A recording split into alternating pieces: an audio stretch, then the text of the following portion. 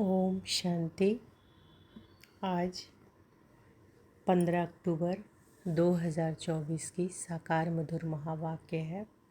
आज की मधुर महावाक्य में बाबा बोले, मीठे बच्चे, तुम सबकी आपस में एक मत है। तुम अपने को आत्मा समझ एक बाप को याद करते हो तो सब भूत भाग जाते हैं। तुम सबकी आपस में एक मत है। तुम अपने को आत्मा समझ एक बाप को याद करते हो तो सब भूत भाग जाते हैं। प्रश्न है, पद्मा पदम भाग्यशाली बनने का मुख्य आधार क्या है? पद्मा पदम भाग्यशाली बनने का मुख्य आधार क्या है? ध्यान से सुनिए बाबा क्या बता रहे हैं। जो बाबा सुनाते हैं उस एक एक बात को धारण करने वाले ही पद्मा पदम भाग्यशाली बनते हैं। जज करो बाबा क्या कहते हैं और रावण संप्रदाय वाले क्या कहते हैं। बाप जो नॉलेज देते हैं उसे बुद्धि में रखना। स्वदर्शन चक्रधारी बनना ही पद्मा पदम भाग्यशाली बनना है। इस नॉलेज से ही तुम गुणवान बन जाते हो। तो पद्मा पदम भाग्यशाली बनने का मुख्य आधार क्या है? तो आधार है कि बाबा जो भी सुनाते हैं उस एक एक बात को धारण करने वाले ही पद्मा पदम भाग्यशाली बनते हैं। बाबा कहते हैं कि जज करो। बाबा क्या कहते हैं और रावण संप्रदाय क्या करते हैं। बाप जो नॉलेज देते हैं उसे बुद्धि में रखना है। स्वदर्शन चक्रधारी बनना ही पद्मा पदम भाग्यशाली बनना है। इस नॉलेज से ही तुम गुणवान बन जाते हो। तो कल के महावाक्य में बाबा क्या बोले थे? See no evil, talk no evil, यानी न बुरा देखो, न बुरा सुनो, न बुरा करो, न बुरा सोचो। कल के महावाक्य में बाबा यही न बोले थे, टॉक नो इविल, सी नो इविल। तो वही बाबा कह रहे हैं कि जो बाबा सुनाते हैं वो एक एक बात को धारण करने वाले ही पद्मा पदम भाग्यशाली बनते हैं। और बाबा क्या कहते हैं कि बाप जो नॉलेज देते हैं उसे क्या करना है? बुद्धि में रखना है। स्वदर्शन चक्रधारी बनना ही पद्मा पदम भाग्यशाली बनना है। इस नॉलेज से ही तुम गुणवान बन जाते हो। ओम शांति। रूहानी बाप अंग्रेजी में कहा जाता है स्पिरिचुअल फादर। रूहानी बाप अंग्रेजी में क्या कहा जाता है? Spiritual father. सतयुग में जब तुम चलेंगे तो वहाँ अंग्रेजी आदि दूसरी कोई भाषा तो होगी नहीं। तुम जानते हो कि सतयुग में हमारा राज्य होता है, उसमें हमारी जो भाषा होगी वही चलेगी। फिर बाद में वह भाषा बदलती जाती है। अभी तो अनेक भाषाएं हैं। जैसा जैसा राजा वैसी वैसी उनकी भाषा चलती है। अब यह तो सब बच्चे जानते हैं। सब सेंटर्स पर भी जो बच्चे हैं उनकी है एक मत, अपने को आत्मा समझना और एक बाप को याद करना है ताकि भूत सब भाग जाए। बाप है पतित पावन। 5 भूतों की तो सब में प्रवेशता है ना? 5 भूतों की तो सब में प्रवेशता है ना? कौन है 5 भूत? काम, क्रोध, लोभ, मोह, अहंकार। वही भूतों की बात बाबा कर रहे हैं। तो बाबा कहते हैं कि बाप है पतित पावन। 5 भूतों की तो इसमें प्रवेशता है। आत्मा में ही भूतों की प्रवेशता होती है। फिर इन भूतों अथवा विकारों का नाम भी लगाया जाता है। देह अभिमान, काम, क्रोध आदि। ऐसे नहीं कि सर्वव्यापी कोई ईश्वर है। कभी भी कोई कहे कि हाँ ईश्वर सर्वव्यापी है तो कहो सर्वव्यापी आत्माएं हैं और इन आत्माओं में 5 विकार सर्वव्यापी है। बाकी ऐसे नहीं कि परमात्मा सर्व में विराजमान है। परमात्मा में फिर 5 भूतों की प्रवेशता कैसे होगी? एक एक बात को अच्छी रीति धारण करने से तुम पद्मापदम भाग्यशाली बनते हो। दुनिया वाले रावण संप्रदाय क्या कहते हैं? क्या आप करते हैं? बाप क्या कहते हैं? बाबा क्या करें कि दुनिया वाले रावण संप्रदाय क्या कहते हैं और आप क्या कहते हैं? अब जज करो। हर एक के शरीर में आत्मा है। उस आत्मा में 5 विकार प्रवेश है। शरीर में नहीं, आत्मा में 5 विकार अथवा भूत प्रवेश होते हैं। सतयुग में यह 5 भूत नहीं है, नाम ही है डीटी वर्ल्ड। यह है डेविल वर्ल्ड। डेविल कहा जाता है असुर को।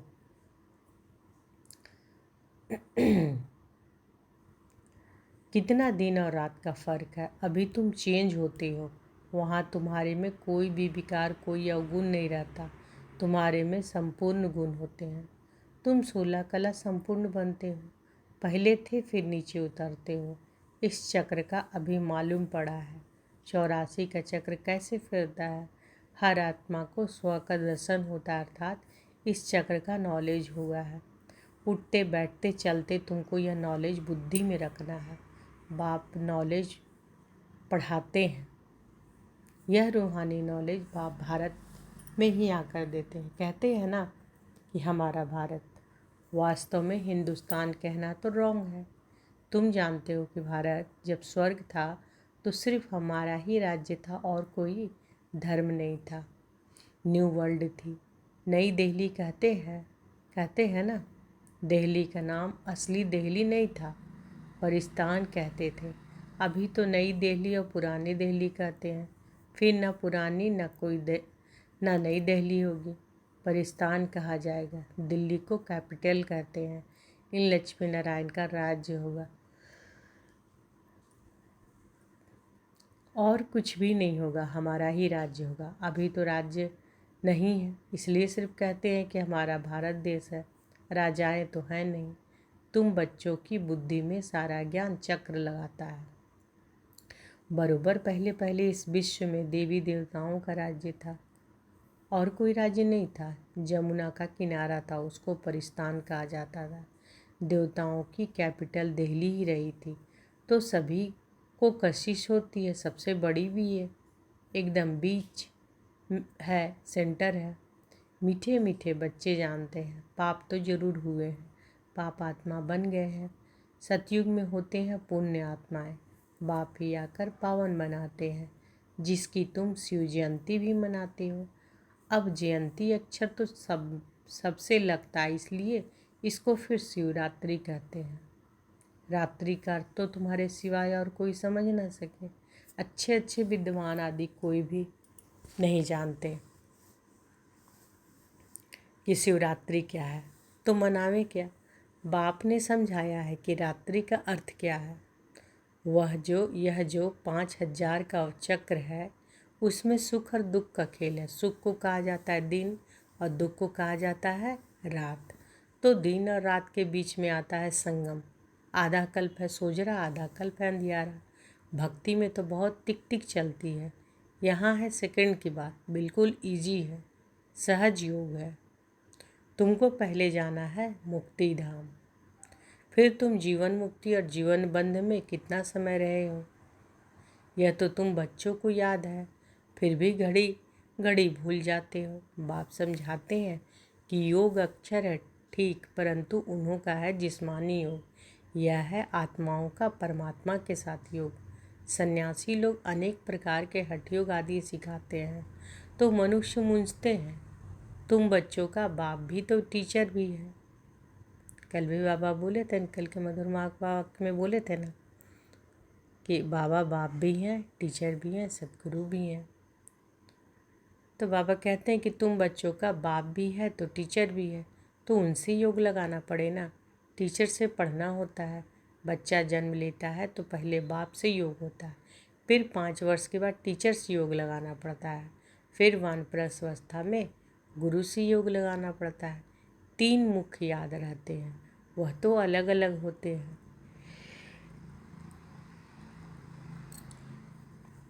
यहाँ यह एक ही बार बाप आकर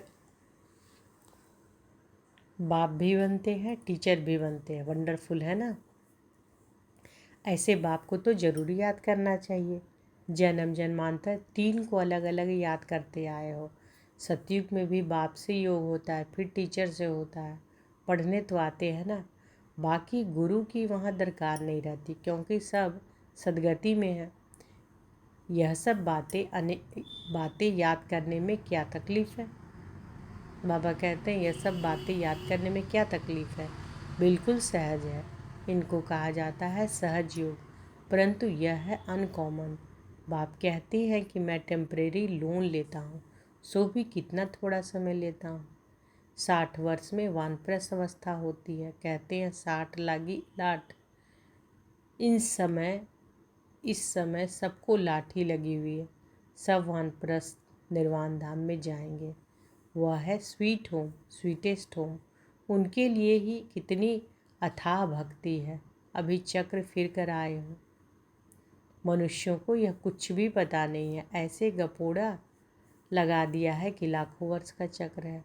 लाखों वर्ष की बात तो फिर रेस्ट मिल ना सके, रेस्ट मिलना ही मुश्किल हो जाए। तुमको रेस्ट मिलती है, उसको कहा जाता है साइलेंस होम, इनकॉर्पोरियल वर्ल्ड। यह है स्थूल स्वीट होम, वह है मूल स्वीट होम। आत्मा बिल्कुल छोटा रॉकेट है, इनसे तीखा भागने वाला कोई होता नहीं। तो आत्मा क्या है? बिल्कुल छोटा रॉकेट, इनसे तीखा भागने वाला कोई होता नहीं। यह तो सबसे तीखा है। 1 सेकंड में शरीर छूटा और यह भागा। दूसरा शरीर तो तैयार रहता है। ड्रामा अनुसार पूरे टाइम पर उनको जाना ही है।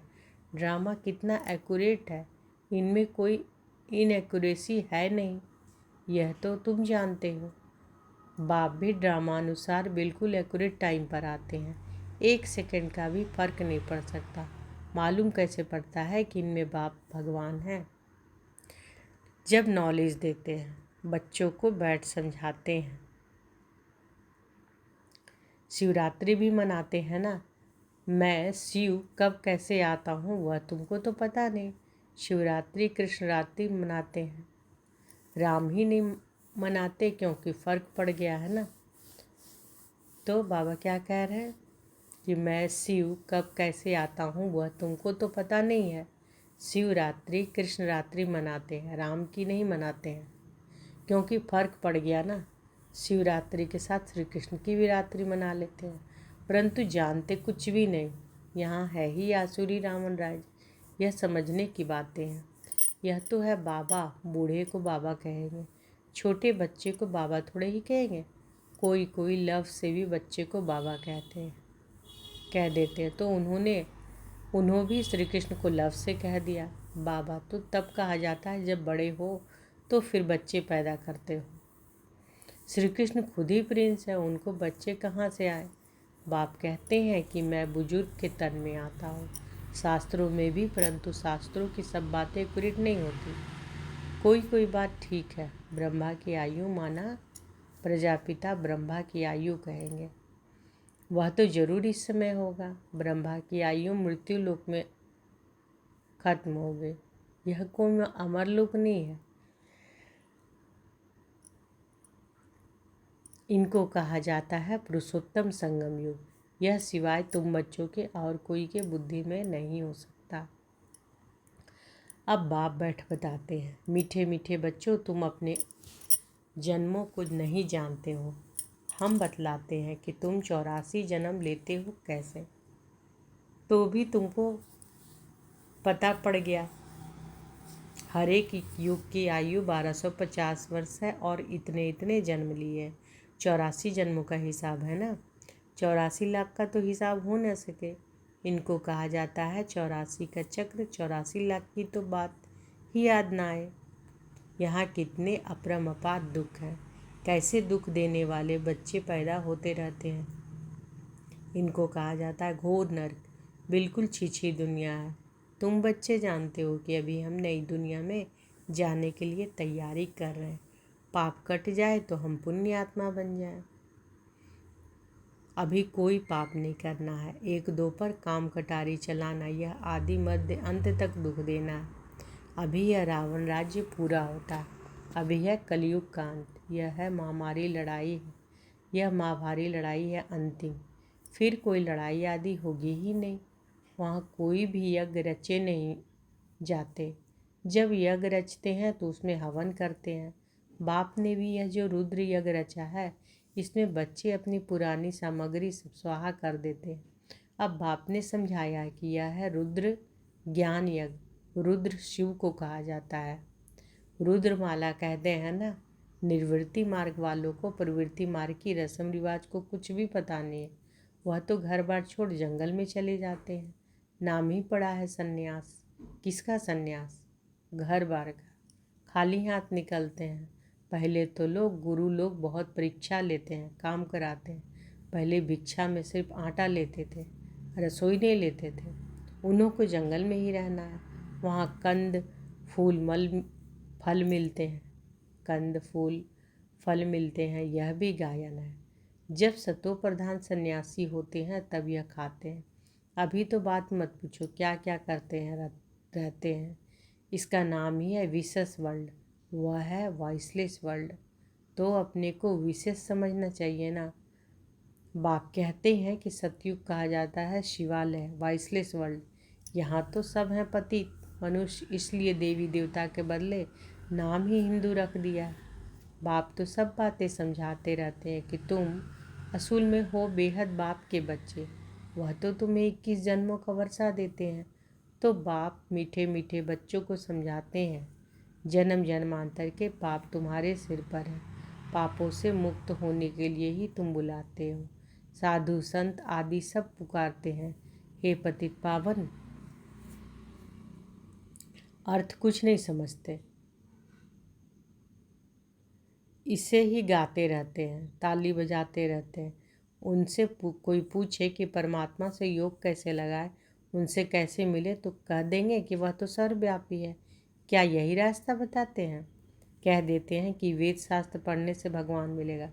परंतु बाप कहते हैं कि मैं हर 5000 वर्ष के बाद ड्रामा के प्लान अनुसार आता हूँ। यह ड्रामा का यह ड्रामा का राज सिवाय बाप के और कोई नहीं जानते। लाखों वर्ष का ड्रामा तो हो ही नहीं सकता। अब बाप समझाते हैं, यह 5000 वर्ष की बात है। कल पहले भी बाबा ने कहा था, मन मना भव। यह है महामंत्र, माया पर जीत पाने का मंत्र। बाप ही बैठ अर्थ समझाते हैं, दूसरा कोई अर्थ नहीं समझाते।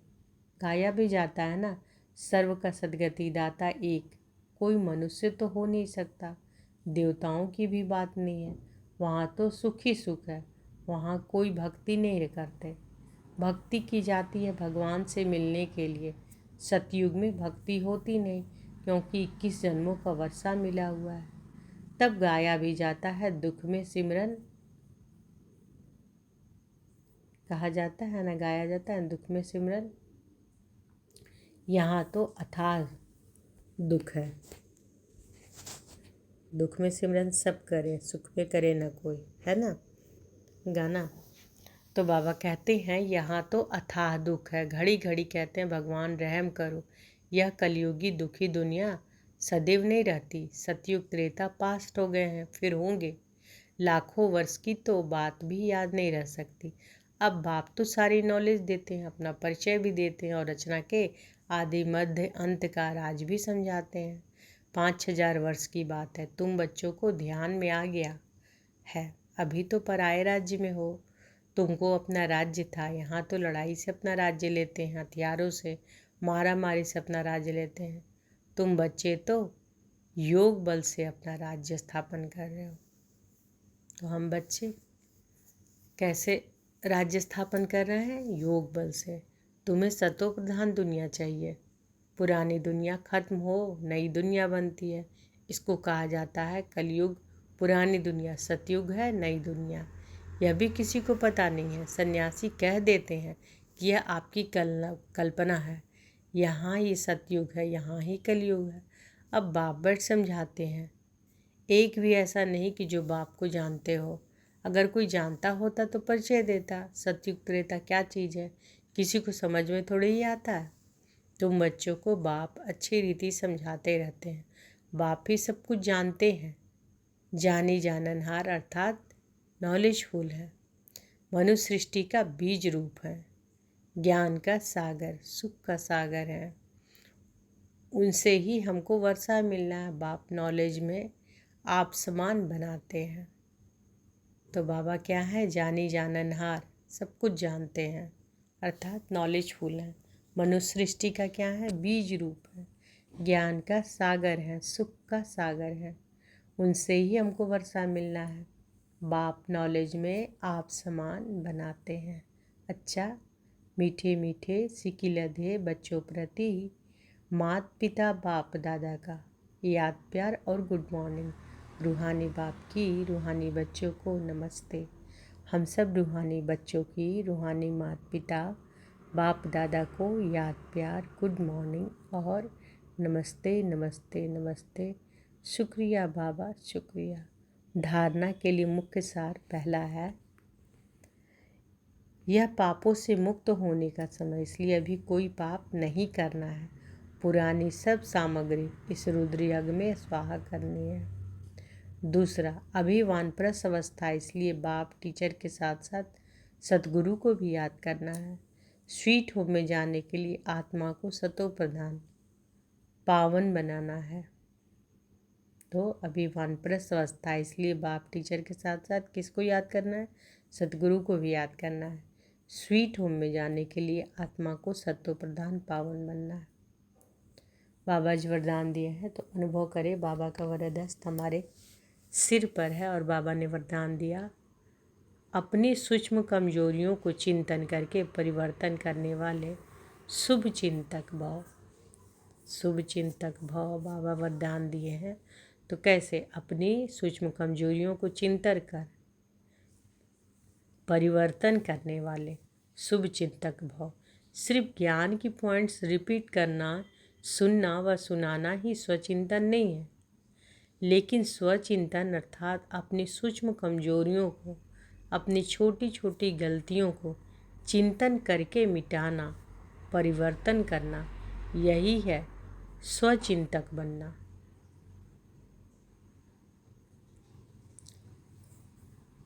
ज्ञान का मनन तो सभी बच्चे बहुत अच्छा करते हैं, लेकिन ज्ञान को स्वयं के प्रति यूज कर धारणा स्वरूप बनना, स्वयं को परिवर्तन करना, इसकी ही मार्क्स फाइनल रिजल्ट में मिलती है। तो हम सबों को आज क्या वरदान दिए बाबा? स्वचिंतक भाव। तो स्वचिंतक भाव कैसे बनेंगे? अपनी सूक्ष्म कमजोरियों को चिंतन करके उसे परिवर्तन करने वाले ही स्वचिंतक। तो बाबा कहते हैं कि सिर्फ ज्ञान की पॉइंट्स रिपीट करना, सुनना व सुनाना ही स्वचिंतन नहीं है, लेकिन स्वचिंतन अर्थात अपनी सूक्ष्म कमजोरियों को, अपनी छोटी छोटी गलतियों को चिंतन करके मिटाना, परिवर्तन करना, यही है स्वचिंतक बनना। ज्ञान का मनन तो सभी बच्चे बहुत अच्छा करते हैं, लेकिन ज्ञान को स्वयं के प्रति यूज कर धारणा स्वरूप बनना, स्वयं को परिवर्तन करना, इसकी ही मार्क्स फाइनल रिजल्ट में मिलती है। स्लोगन है, हर समय करन करावन हर बाबा याद रहे तो मैंपन का अभिमान नहीं आ सकता। हर समय करन करावन हर बाबा याद रहे तो मैंपन का अभिमान नहीं आ सकता। तो आज की मधुर महावाक्य में बाबा क्या बोले कि तुम सबकी आपस में एक मत है, तुम अपने को आत्मा समझ एक बाप को याद करते हो तो सब भूत भाग जाते हैं। और पद्मा पदम भाग्यशाली बनने के लिए क्या क्या आधार है? तो हम सब कैसे आत्माएं हैं? पद्मा पदम भाग्यशाली। तो जो बाबा सुनाते हैं उसे क्या करना है? एक एक बात को धारण करना है, और धारण करने वाले ही पद्मा पदम भाग्यशाली बनते हैं। बाबा कहते हैं कि रावण संप्रदाय वाले क्या कहते हैं? जज करो। और बाबा क्या नॉलेज देते हैं? उसे क्या करना है? बुद्धि में रखना है। स्वदर्शन चक्रधारी बनना ही पद्मा पदम भाग्यशाली बनना है। और बाबा क्या कहते हैं कि इस नॉलेज से ही तुम गुणवान बन जाते हो। और अंग्रेजी में रूहानी बाप को कहते हैं स्पिरिचुअल फादर। अच्छा, शुक्रिया बाबा, शुक्रिया। ओम शांति।